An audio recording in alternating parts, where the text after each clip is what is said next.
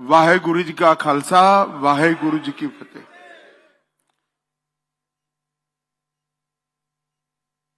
न केवल भारत, पूरी दुनिया के बच्चों को जिस कार्यक्रम से प्रेरणा मिले, इस कार्यक्रम में हम सब लोग आज शिरकत कर रहे हैं। आज के कार्यक्रम में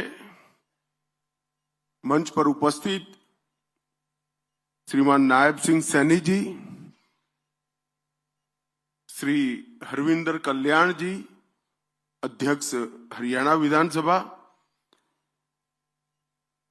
सम्माननीय श्याम सिंह राणा जी, कृषि मंत्री हरियाणा, श्री अरविंद शर्मा जी, कोऑपरेटिव मिनिस्टर हरियाणा, अनुराग रस्तोगी जी, मुख्य सचिव हरियाणा सरकार,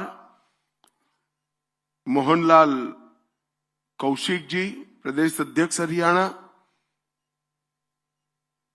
आदरणीय जगदीश सिंह जिंडा जी, हरियाणा गुरुद्वारा प्रबंधक कमेटी के अध्यक्ष श्री राजेश खुल्लर जी, बहन रेखा शर्मा जी, संत बलविंद सिंह दादूवाल जी, श्रीमती शक्ति रानी शर्मा जी, और आज वीर साहबजादों के प्रति, दशम पिता के प्रति शुक्राना व्यक्त करने के लिए आए हुए संगत के सभी भाइयों को मेरा प्रणाम, नमस्कार। आज एक इस प्रकार का कार्यक्रम है कि मन शोक से भी भर जाता है और गर्व की अनुभूति भी करता है।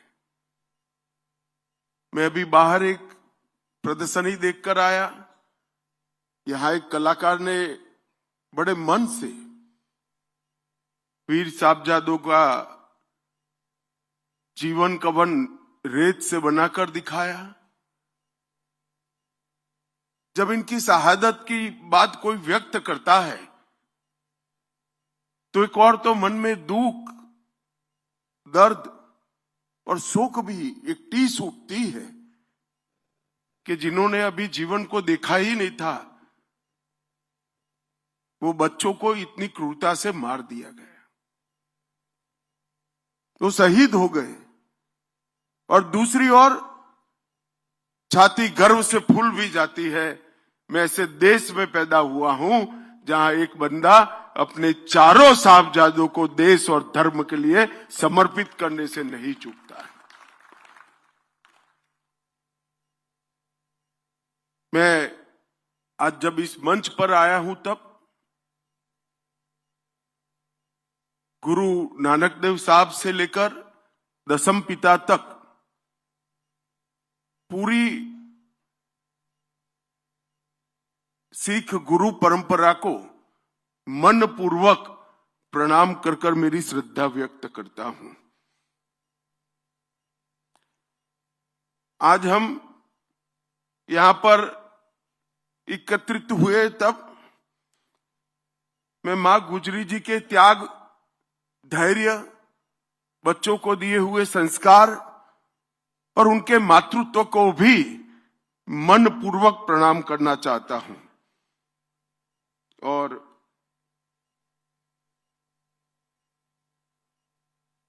यही भूमि पर कई ऐसी स्थान है जहां गुरु साहिब कई बार गए।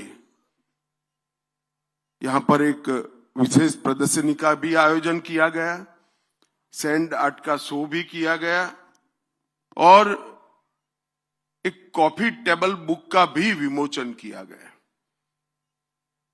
84 के दंगों के घाव को मरहम लगाने के लिए भी एक सरकारी योजना का यहां पर लोकार्पण किया गया परंतु आज हम सब एकत्रित हुए हैं 4 साहबजादों की शहीदगी, इनकी वीरता, इनके बलिदान को याद करने के लिए। पो का ये महीना ये भारत के स्वतंत्रता के इतिहास में बहुत दर्दनाक महीना माना जाता है।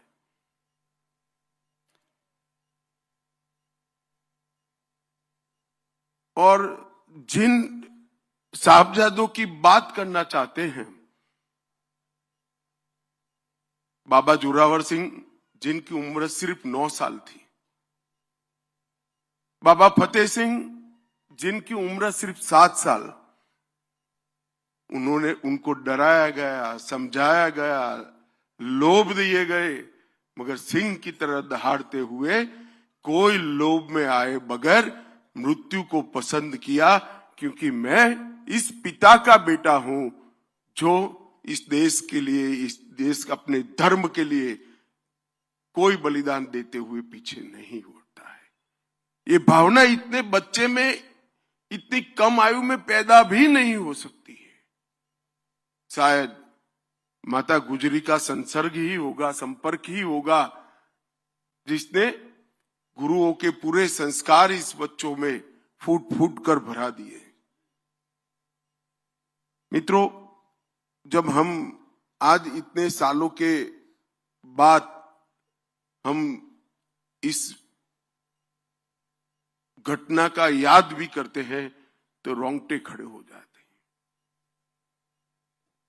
देश भर के युवाओं को, चाहे किसी भी प्रदेश में बसते हो, उसमें उनको दशम पिता का जीवन, कवन और साहबजादों की शहीदगी, ये बताना हम सबका राष्ट्रीय दायित्व है। कोई व्यक्ति पूरे दुनिया के धर्म के लिए लड़ने वालों के इतिहास में, देश के लिए लड़ने वालों के इतिहास में ऐसा कोई व्यक्ति नहीं मिल सकता जिसने पिता, माता, 4 छोटे बेटों का बलिदान दे दिया, कुछ नहीं बचा। और इसीलिए सर्वंस दानी का देश की जनता ने उनको उपमान दिया है। कोई सरकारी पद्मश्री, पद्म विभूषण नहीं है।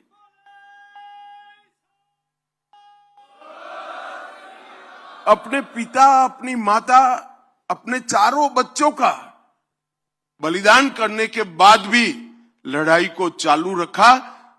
और जब बाबा बंदा बहादुर ने यहां आकर बदला लिया, तब पूरी दुनिया को मालूम पड़ा कि अंत में तो सत्य की ही विजय होती है, सत्य का ही जय होता।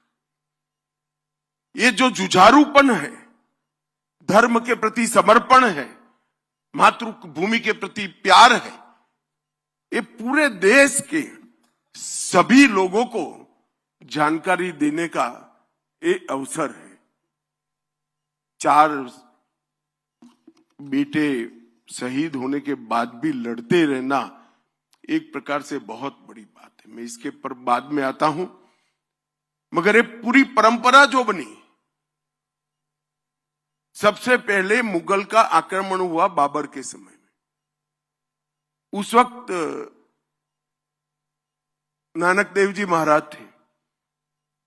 गुरु नानक देव जी ने भी इसका विरोध किया। तब से लेकर दशम पिता तक, गुरु गोविंद सिंह जी तक इसका लड़ना चालू रहा।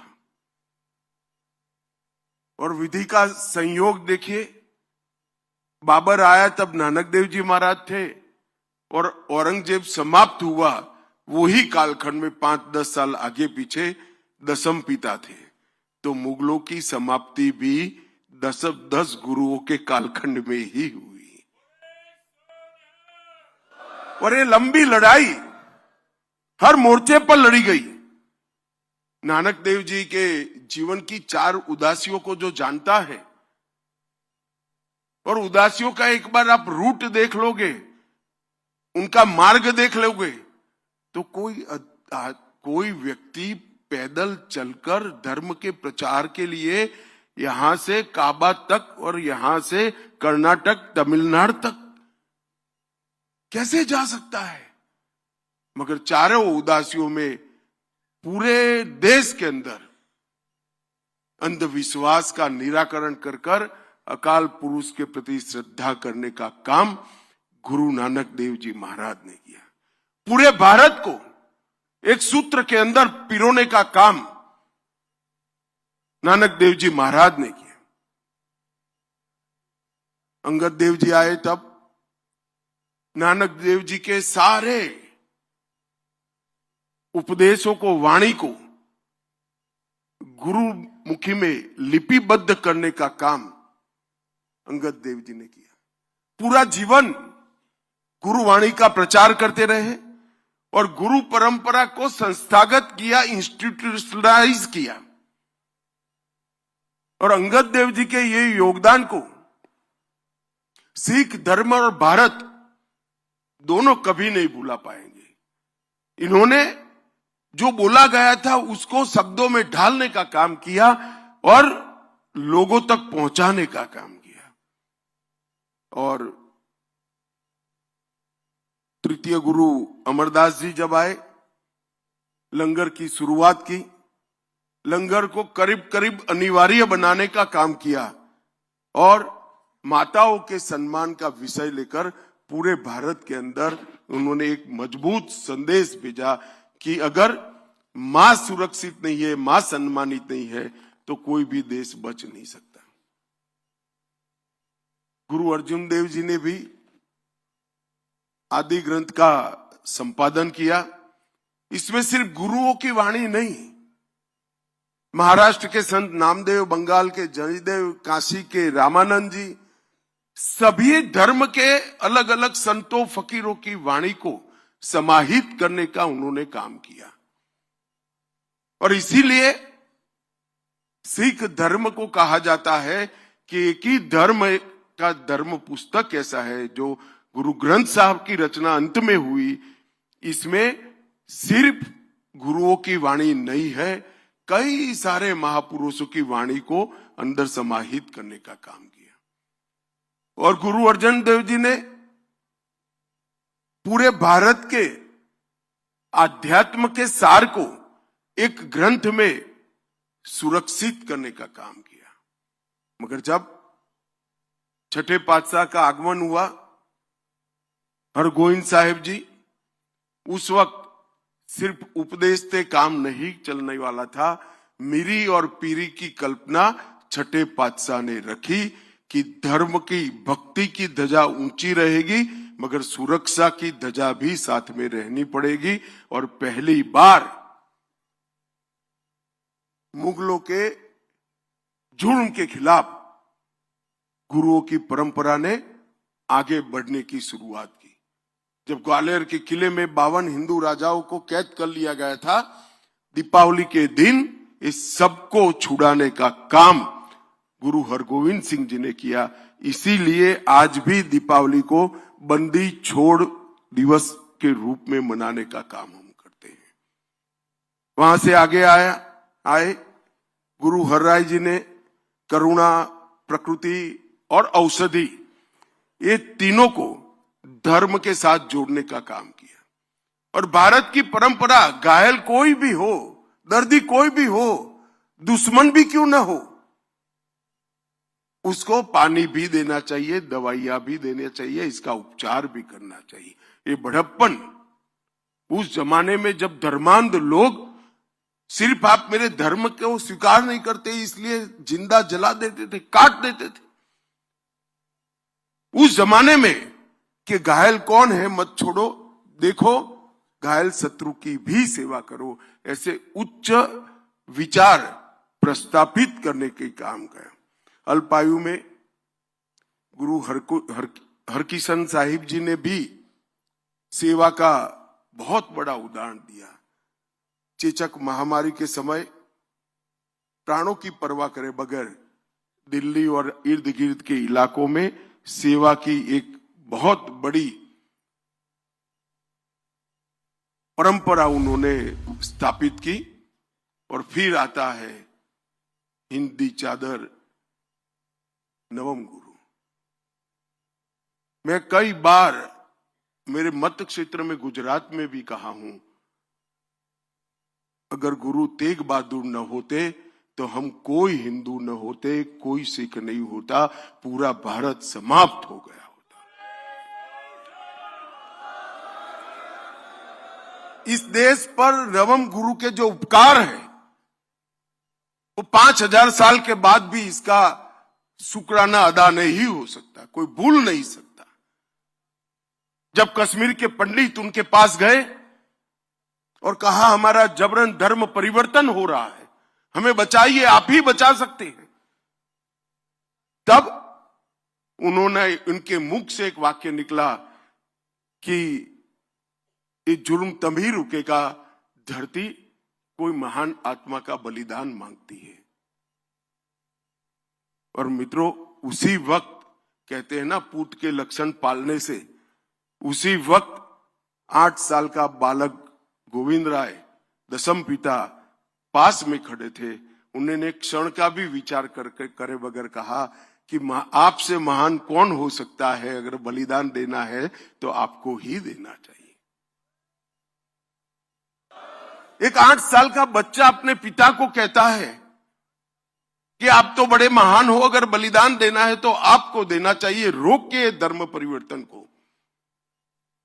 और फिर नवम गुरु की वो महान यात्रा दिल्ली तक की, और औरंगजेब को कहा कि धर्म परिवर्तन बंद करो, मुझे अगर धर्म परिवर्तित कर देते हो तो पूरा भारत धर्म परिवर्तन करने के लिए तैयार है। और जो यातनाओं का वर्णन है, मैं तो यहां बोलना भी नहीं चाहता, बोल भी नहीं सकता। इतनी यातनाएं सहन करने के बाद भी जुल्मी और अत्याचारी लोगों के सामने अपने मक्कम इरादों को कभी उन्होंने पिघलने नहीं दिया। ढेर सारी यातनाएं सहन कर अपना बलिदान दिया।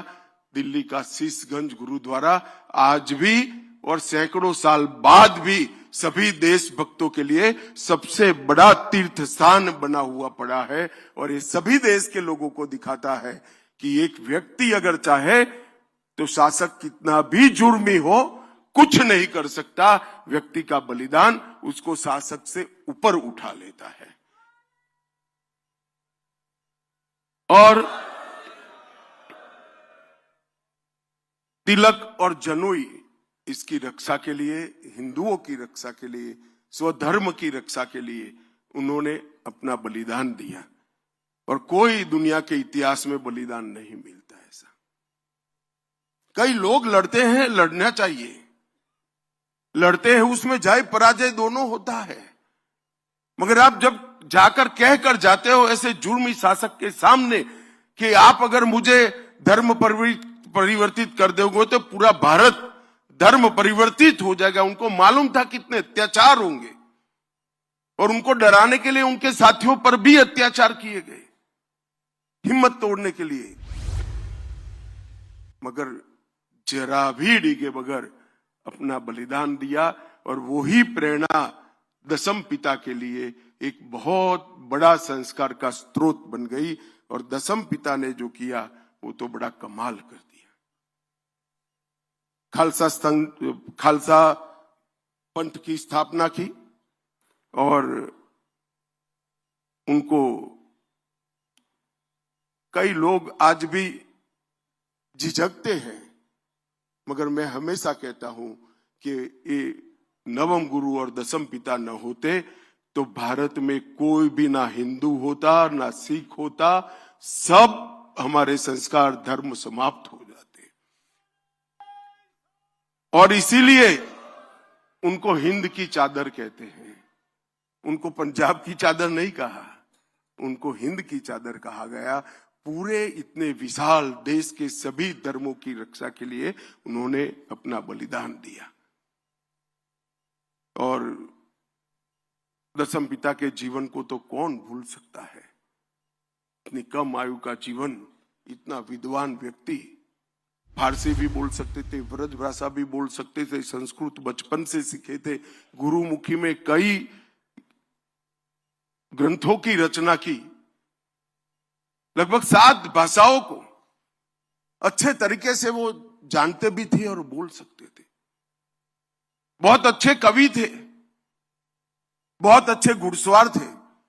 अभी एक युवा सिख बच्चा मेरा पगड़ी बांध रहा था, उसको मालूम नहीं होगा कि गुरु साहब पगड़ी बांधने की स्पर्धा करते थे और बड़ा इनाम देते थे उनको, जो अच्छी पगड़ी बांधते थे उनको। घुड़सवारी, तीरंदाजी और बहुत बड़ी आध्यात्मिक विरासत का वारस, इतना सब कभी भी ईश्वर एक व्यक्ति में नहीं भरता है, तभी भरता है जब ये युग पुरुष होना होता है। इसीलिए दशम पिता में सारी चीजें एक साथ फूट फूट कर भरी थी।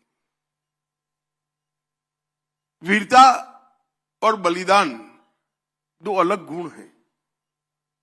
कई वीर होते हैं, इनमें बलिदान का गुण नहीं होता है। वीर होते हैं, दुनिया में सबसे बड़े वीर के वीर भी देखे गए हैं, मगर बलिदान का गुण नहीं होता है, समर्पण का गुण नहीं होता है। दशम पिता में वीरता भी थी और बलिदान भी थी। वो भी लड़े, कभी हार नहीं स्वीकार करी, मगर जब 2 बेटे चमकौर साहिब में लड़ने के लिए बाहर निकलने के लिए तैयार हुए, उन्होंने जरा भी दया माया दिखाए बगैर हंसते हंसते कहा, सब जा रहे हैं, तुझे भी जाना चाहिए। और वो भी कोई लड़ने की उम्र नहीं थी, मगर दोनों बेटे को, और युद्ध का परिणाम तो तय था। कच्ची घड़ी के अंदर बैठे थे, चारों ओर समंदर जैसी सेना थी, युद्ध में क्या परिणाम आना था? शहीदगी ही आनी थी। इतने विचक्षण योद्धा को ये मालूम नहीं था क्या? उसको मालूम था, मगर उसने कहा कि धर्म के लिए अगर बलिदान की जरूरत है तो मेरे घर से शुरुआत होनी चाहिए, मेरे साहबजादों ने शुरुआत करनी चाहिए। और दोनों साहबजादे वहां पर शहीद हो गए। हिमालय की तरह अड़िग रहकर लड़े, भूख प्यास भय संख्या की विषमता, इस सब होने के बावजूद भी लड़े। और बाबा अजीत सिंह जी और बाबा जुझार सिंह जी 18 साल और 14 साल के बाबा जुझार सिंह जी जब गए तो मुगल भी दांतों में उंगली दबाकर देख गए कि किस मिट्टी से गुरु गोविंद सिंह जी बने हैं। अपने बेटे को, 14 साल के बेटे को यहां लड़ने भेज दिया। और मित्रों, ये बहुत बड़ी बलिदान के संस्कार को सालों तक आगे ले जाने वाला ये पल था। और जब दोनों बेटे जिंदा दीवार में चुन लिए गए और वो पिता के मन में कोई भाव नहीं होंगे ऐसा नहीं है, मगर उन्होंने इस भाव को कभी ऊपर नहीं आने दिया। और दोनों बेटे दीवार में चुनवा लिए गए और जुर्म और धर्मांधता की एक प्रकार से इंतहा का उदाहरण मुगलों ने दुनिया ने के सामने रखा। और मुझे तो आज भी वो पल की मैं थोड़ा रिवाइंड कैसेट चलाकर दिमाग में सोचता हूं कि माता गुजरी ने पगड़ी ढंग की बांधकर बच्चों को वहां भेजा होगा, वो मां के हृदय पर क्या गुजरी होगी, अपने पोतों को वहां भेजना और इतनी बहादुरी से भेजना कि तुम गुरु गोविंद सिंह जी के बेटे हो, कहीं झुकना मत, डरना मत, धर्म के लिए अड़िग रहना। वो संस्कार बहुत कम लोग अपने बच्चों को दे पाते हैं। मित्रों, जब उनको समाचार मिला कि चारों साहबजादे शहीद हो गए हैं और एक मां ने इनके सामने सवालिया नजर से पूछा कि अब क्या, मेरा तो कोई बेटा ही नहीं बचा। तब ये महान आदमी के मुंह से ऐसे ही निकल गया, 4 मुए तो क्या हुआ, जीवित कई हजार। ये बहुत बड़ा मन चाहिए साहब, बहुत बड़ा मन चाहिए। और आज हम सब दशम पिता को श्रद्धा से देखते हैं, और आज दशम पिता का वाक्य भी सही हो गया, जुर्म करने वाले तो चले गए, आज उनके हजारों लाखों करोड़ों बेटे धर्म के लिए लड़ने के लिए तैयार खड़े हैं, मातृभूमि के लिए लड़ने के लिए तैयार खड़े हैं। और ये गुरु गोविंद सिंह जी के मन से निकला हुआ वाक्य था, ये कोई भाषण नहीं था। जब अपनी पत्नी हिसाब मांगती है कि मेरे बेटों का क्या हुआ भाई, अब मैं किसको बेटा कहूंगी, तब मन से निकला वो वाक्य थे, 4 मुए तो क्या हुआ, जीवित कई हजार। ये वाक्य दशम पिता के मुंह से ही निकल सकता है। जीवन में कभी पराजय को स्वीकारा नहीं, अंत समय तक लड़ते रहे और फौलादी इरादों से एक बहुत बड़ी ताकत को चैलेंज दिया। और मैं निश्चित रूप से मानता हूं कि दशम पिता ने लिखा हुआ पत्र औरंगजेब को अपने मृत्यु की अंतिम घड़ी में भी याद होगा, और इसने उसके ईश्वर से जरूर माफी मांगी होगी। इतना नैतिक ताकत, इतनी बड़ी शहादत के बाद आना, ये बहुत बड़ी बात है। और आजादी के बाद इतिहास को एक प्रकार से किसी का कोई इरादा नहीं होगा, मगर एक प्रकार से भुला दिया गया। धर्म के प्रति श्रद्धा, देश के प्रति लगाव और धर्म और देश के लिए शहीदगी का भाव, वो छिपाने की बात नहीं है, इसका महिमा मंडन होना चाहिए। छोटे बच्चों को आज भी साहबजादों की तस्वीर से, इनकी बलिदान से प्रेरणा मिलनी चाहिए। और मोदी जी ने बहुत मन से तय किया कि 9 जनवरी 2022 को प्रकाश पर्व के दिन ने तय किया कि 26 दिसंबर को पूरे देश में वीर बाल दिवस मनाया जाएगा, और पूरा देश गुरुओं के वो वीर बालकों के प्रति शुक्राना अर्ज करेगा। आज मैं यहां आया हूं, 3 साल हो गए। 3 साल से इस देश की केरल हो या तमिलनाडु, गुजरात हो या बंगाल, हर प्राथमिक स्कूल के अंदर साहबजादों का 26 दिसंबर को जीवन कवन पढ़ा जाता है। उनके जीवन पर निबंध लिखने की स्पर्धा होती है, और उसमें दोनों साहबजादों के नाम से इनाम भी दिया जा सकता है, इनाम भी दिया जाता है।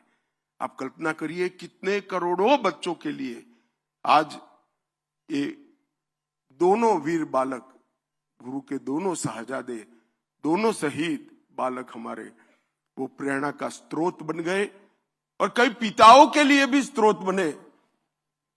कई पिता प्रार्थना करते होंगे कि ईश्वर बेटा देना तो ये शहीद साहबजादों जैसा देना, जो मुझे भी अमर कर दे इतिहास में।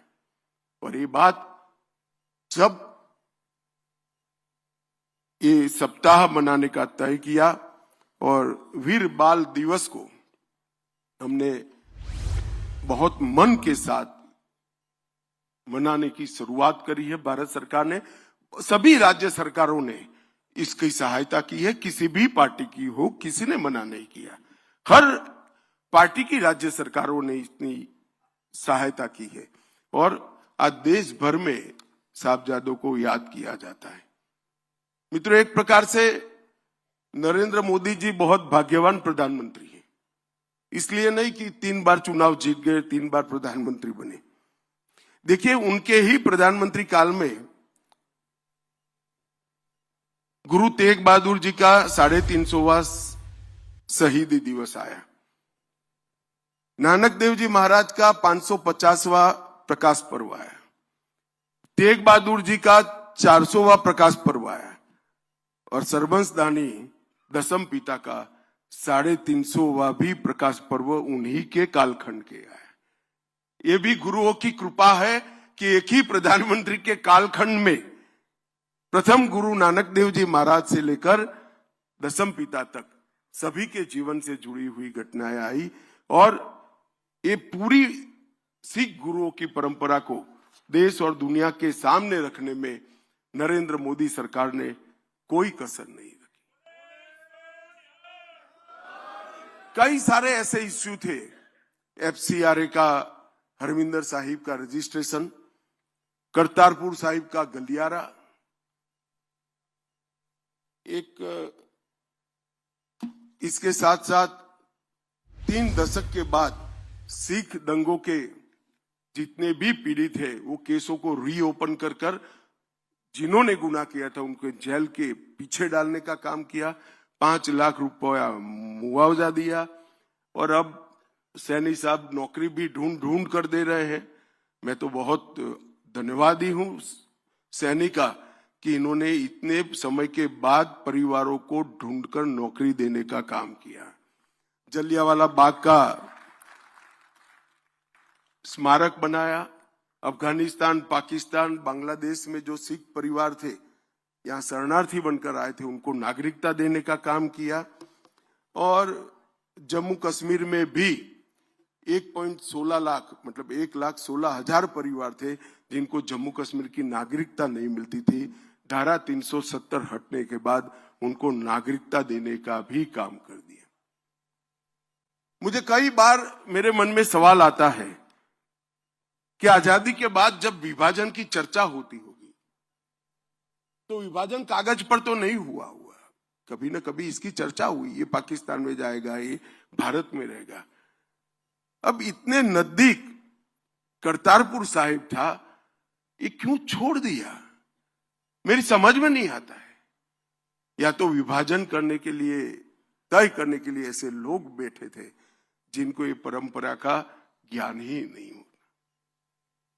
मैं आज बहुत फक्र के साथ कहता हूं कि जो पंथ निरपेक्षता की बात करते हैं, सर्वधर्म समभाव की बात करते हैं, सिख पंथ से ज्यादा सर्वधर्म समभाव रखने वाला कोई और पंथ नहीं हो सकता, कोई और धर्म नहीं हो सकता। और नानक देव साहब का इतना बड़ा स्थान जिसको यहाँ श्रद्धालु दूरबीन से देखते हैं थे, आज उनकी ही कृपा है कि प्रतिदिन 15,000 लोग जा पाए, इस प्रकार की व्यवस्था करने में हम सफल हुए हैं।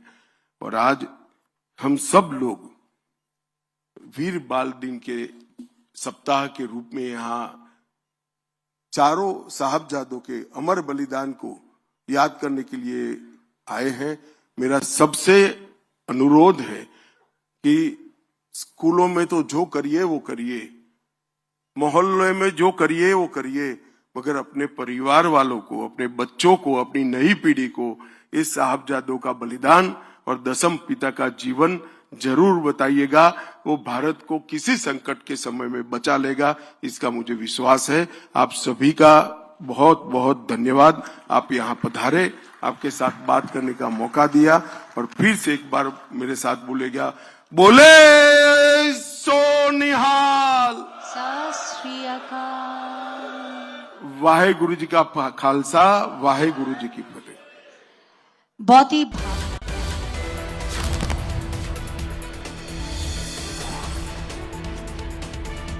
तो पंचकुला में वीर